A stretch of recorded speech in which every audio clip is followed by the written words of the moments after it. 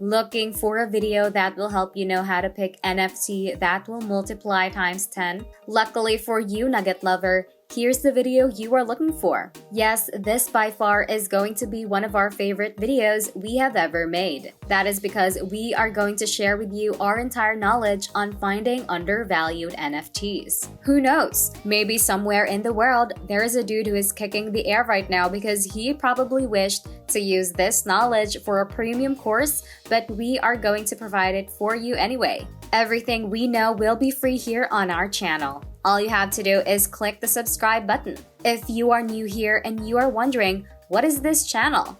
Hello and welcome to the NFT Nuggets YouTube channel. At the beginning of the year, we moved all in on Web3. So that's NFTs DAO social tokens. And we are certainly not a whale. Take note of that, please. For you to learn more, we started with only little money, but we have been consistent since day one, resulting in us buying in high-flying collections like Jordan's, Yacht Club, Cool Cats, Crypto, Solana Monkey Business, and Curio cards. Moving forward, we are going to use the same technique that we will be showing you in this video. If you want to see how to find the next big NFT, then don't forget to subscribe.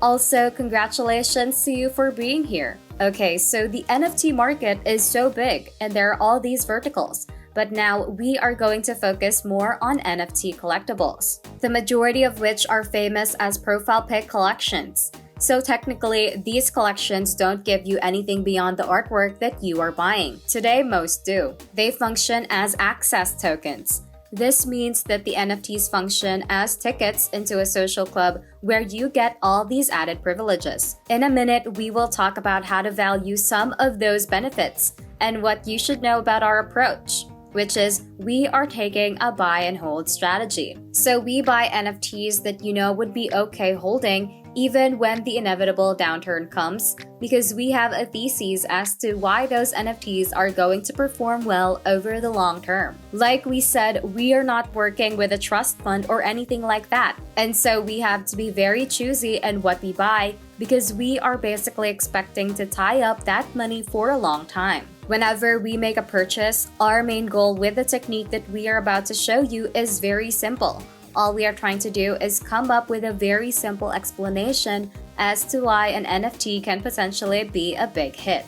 Remember that these NFTs are products just like anything else in the world. So when you are going to be an investor in a product as opposed to a consumer, then you really have to think about who the target audience will be and what this product offers that might be better than all the other alternatives. For example, if we are selling sparkling water in a very crowded space, then we need to have a story as to why our water is going to beat out all the competitors. You know, that could be because maybe we have an expert marketing team, or it could be because we are targeting a niche of an underserved audience, or like maybe this is sparkling water for bald people.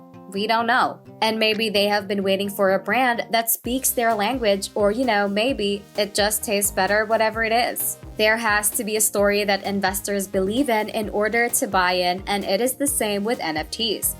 This is going to be one of the most crowded and competitive spaces on the internet. So you really need to have a thesis as to why a certain NFT can make it through the noise, and ideally it is not some convoluted answer. When you look at the top NFT collections, you can pretty much sum up the bull case in 1 or 2 sentences. Let us show you some examples. So just looking at the most successful profile pic collection, so far you have CryptoPunks, which have historical values of the first NFT profile pic collection. It's the OG that started this whole genre for Yacht Club, such an amazing talented team that seems to always execute well and create the type of roadmap that other collections are imitating by bits. Maybe a bet on Larva Labs becoming a legendary brand, and this is one of their marquee projects, Oniforce. This is a bet that this type of Japanese art will be very popular and that Oniforce will do well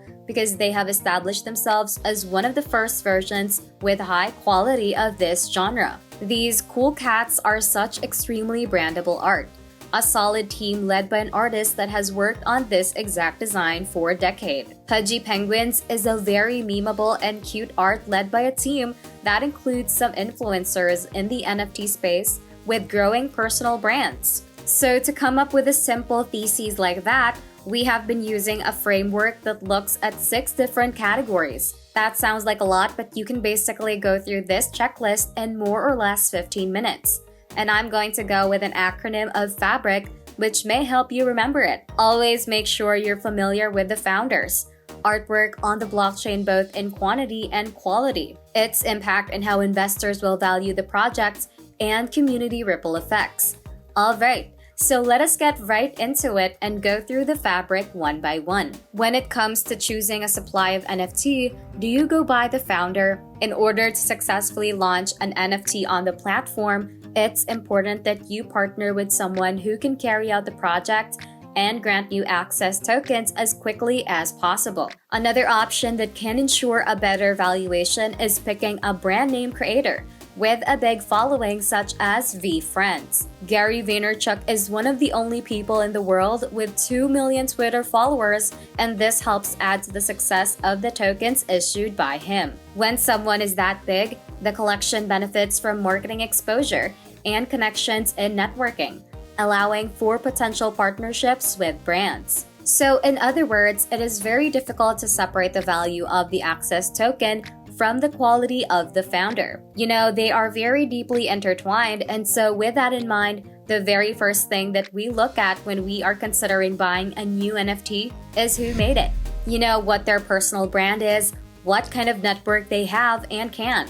As an investor, in order to increase the collection's success and minimize meltdowns, their track record proves how important NFTs are in their projects. This means that fully anonymous developers are in most cases a non-starter for us, unless they have operated under the same name for a while and they can prove a track record through that on the flip side. Sometimes you might be able to invest in an NFT just because it comes from someone with a proven track record. Many outstanding members of the crypto community have launched projects which have had lucrative returns. And then you have the art, and so find a group that appeals to your interests. You also want something that you can imagine lots of people liking too. Just in case the market crashes and leaves you with a sad wallet every day, pick something that you enjoy but are also confident it can hold its own. Pairing this niche interest or subject with an article about something else helps camouflage it so it doesn't stand out in a negative manner. This part of the analysis just requires patience and an eye for what users plan to buy. To make an informed decision, you have to compare different art types without bias and develop your own taste. And also, it doesn't necessarily mean that this has to be a super highbrow design that only the most talented artists can produce. Pudgy Penguins isn't a topic used by art schools. In the same fashion that many of us on Tumblr can create over-the-top memes when what we want is to get the attention of your followers. These posts tend to be just low quality and play on our viewers' nostalgia from back in the day. So we won't ever buy a high-priced piece based on some dumbed one-liner. Don't worry about buying quality art all the time because that 99% of bad artwork is just bad art. Do your research. Find out why you like, decide which artists are worth supporting, and then buy some of their artwork.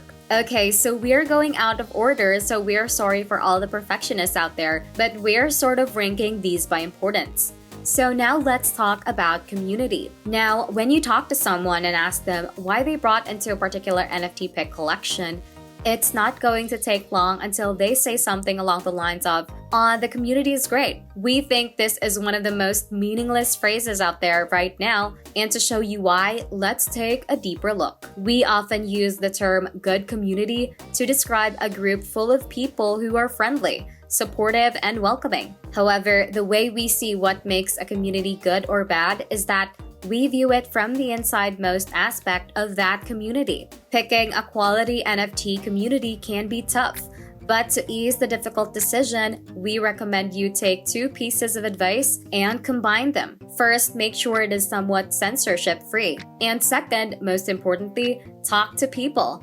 You owe that much after all. Choose the groups to interact with or filter out and keep in touch with only your favorite buyers. Keep an eye out for those people who are willing to plan ahead. Follow discussions and wait out the night until they get the best possible price at their buy limit so you won't waste your time chatting with people who are unpredictable. Although there might be people at a boarding yacht club with high floor prices, most members are welcoming. With a great community atmosphere and interactions, every NFT tale is comforting. So the only things you really have to look out for are those rare communities that do fall into this toxic, pump and dump zone, and these are often easy to spot. It is important when buying NFT that you don't involve yourself in anything dangerous.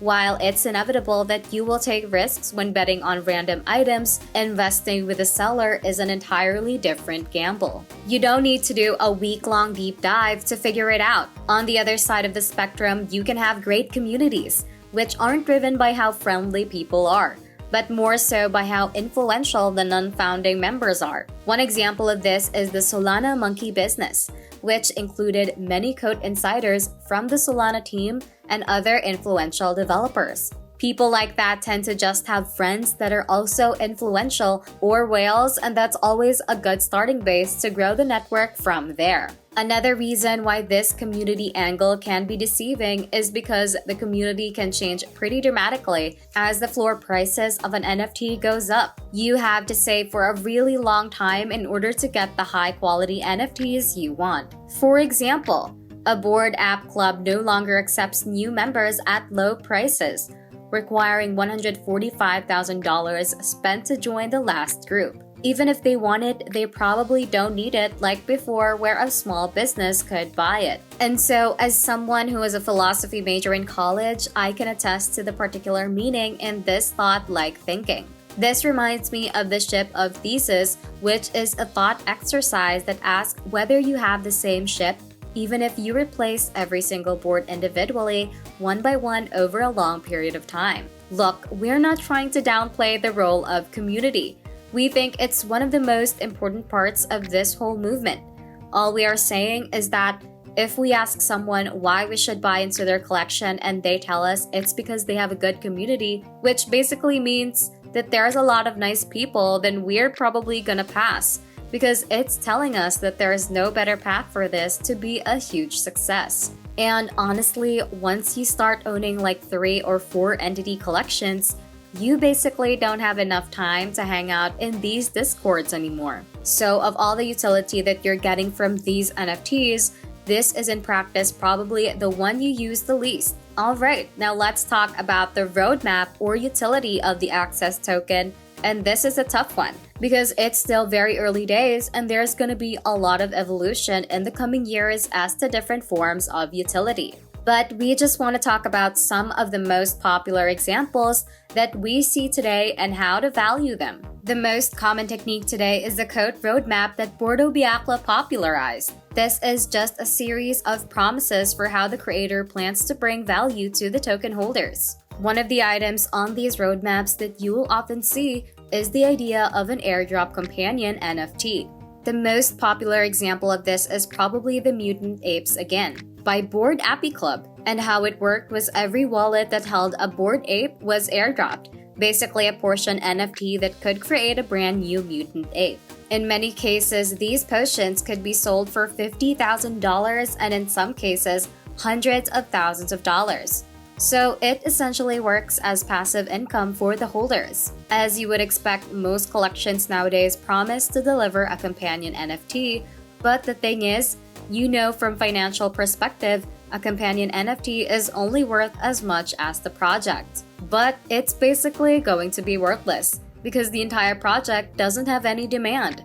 So nowadays, we don't put too much weight on these airdrops, because they're only going to be valuable if there's intrinsic demand for the base project. Unless what you're getting are airdrops from other projects due to some kind of relationship. We're seeing a lot more of that and we're a big fan. For example, a day Inner Circle gives you early access to upcoming drops, which basically means, potentially getting high quality entities at a cheaper price without a gas war. We see something similar to this early access deal with Dodge Pound, also with the upcoming Project Party Degenerates.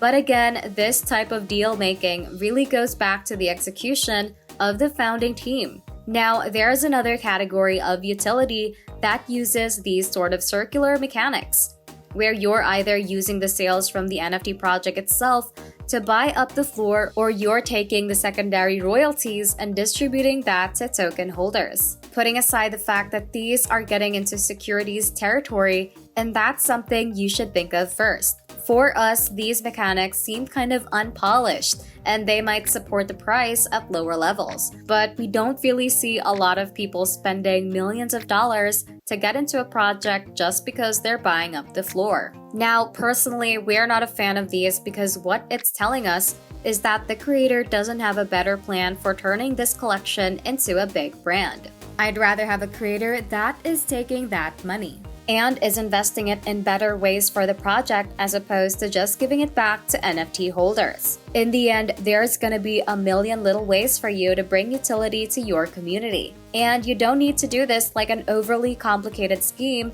with all this game theory. I like this meme with the "Are you winning son" format where the kid goes, "Yeah dad, I just gotta burn 4 C tokens to earn a marijuana puff pass. Then I can stake to maybe win a cannabisoid after the snapshot. And I earn 10 toke per day per Zoid." You know, these complicated schemes can sometimes be fun, and there are some collections that do it well. But in many cases, they're just making the fact that they're basically doing the same mechanics that we were talking about earlier. So for us, the most important thing that we want to mention about utility is that one of the biggest assets that these collections have for bringing value back to its community is its treasury, which is made up of the initial sales from the NFTs. So if we're buying into an NFT that has a roadmap, we always pay attention to the percentage of the initial money raised that they're committing to the community wallet. And also if there's any way to guarantee their promises using the blockchain itself.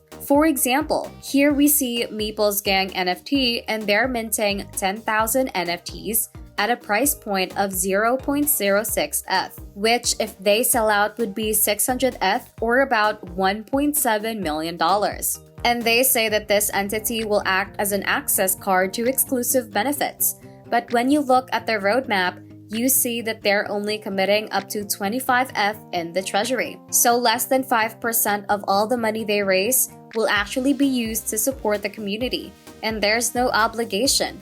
You just have to trust these anonymous developers. Meanwhile, on the complete other side, you have Nouns DAO, where 100% of all NFT sales go into a treasury that is governed on-chain by everyone who holds one of these NFTs. It's pretty clear to us that over the long run, the Nouns format is going to be seen as superior, and we were going to question why we were ever okay with letting the developers pocket 95% of all the money raised, or in some cases, 99%. Of course, you do not need a roadmap to have a successful NFT collection. Cryptos have now hit a floor of 6 ETH without any roadmap or expected utility. So don't discount a project just because it doesn't promise you some lame airdrop.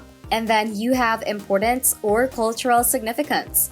This is more relevant when you're dealing with an NFT that falls into the bucket called archaeological NFTs. These are going to be either some of the earliest NFTs ever made, or they're going to be ones that introduce some kind of innovation that many other entities ended up emulating, which gives a lot of value to the original one that did it first. What you have to know is that the addressable market for these is going to be different. You're going to be targeting whales, in most cases crypto-native whales. And this is important because you have to get into the mindset of what these whales care about. Now, there's no hard and fast rules here. Each case is unique, and you basically have to gauge how important something's gonna be 5 or 10 years from now. If that makes up for whatever other weaknesses a project might have, but the main takeaway is that the cultural significance is deep enough, then all the other factors in the analysis matter less. That's why you have people that spend millions on JPEGs of actual rocks. It's not because of the art or roadmap. And then finally, you have blockchain metrics, which is the most quantifiable part of this whole analysis, and you're really looking for a couple of important points. First, you want to look at how many people are paying big bucks for the rarest NFTs in a collection. If there is no conviction from whales and everyone is just focused on floor purchases, then you might not have the type of broad-based appeal that you'll need for this to be a 10 times or 100 times purchase. Remember, eventually you'll want people to be spending 6 or 7 figures on these, and so if there's absolutely no one willing to spend a material amount of money right now, then you should be asking yourself why that might be the case. The other thing you should look for are the ownership percentages and how many people own these entities in general. You're trying to make sure that you're not buying into something where a few whales control half the supply and ownership percentage. As one way to protect against that, try to aim for projects that have more than 50% ownership. It's not a deal breaker if they don't hit that, but the lower the number, the higher the risk. Another way to analyze distribution is by looking at the percentage of people that only hold one NFT, which you can do with a tool like Nansen. You also want to look at the absolute number of owners. The community is going to be the biggest marketing force for these projects, especially when you consider that these are profit collections. So every person is literally acting as a billboard ad on social media. Keep in mind that the collection sizes are slowly climbing up. 2 months ago, it was very rare to have something above 10,000. Now, we're starting to see 20 or 25,000. And in a year, this could easily be 50 to 100. And so, if you're buying a collection that only has, say, 2,000 owners, then you should understand that it's going to get increasingly difficult to compete against these much larger communities. Now, to be honest, we don't spend a ton of time on the blockchain metrics. We really only look at them if the other parts of the analysis check out, and this is more of a finishing touch, just to make sure that I'm covering all the bases. Alright guys, so at the end of all this, you should hopefully be able to drill this down into like 1 or 2 sentences as to why this collection is going to have a lot of demand in the future. If not, if you find that the answer is like a little bit of everything, then we would recommend passing. I'd much rather have a project where one factor is like a 10 out of 10 as opposed to one where it's like 7s across the board. Alright guys, that's it for this video, Nugget Lover. Remember to subscribe to our channel, and if you feel like we've delivered value, please share this video with one person. That's right, just one person, as a token of your appreciation for the hard work we put into making content that educates and helps you on your mission of building your own fortune. Remember, you can watch video after video, but it isn't until you actually take action that you'll start to see results. See you soon.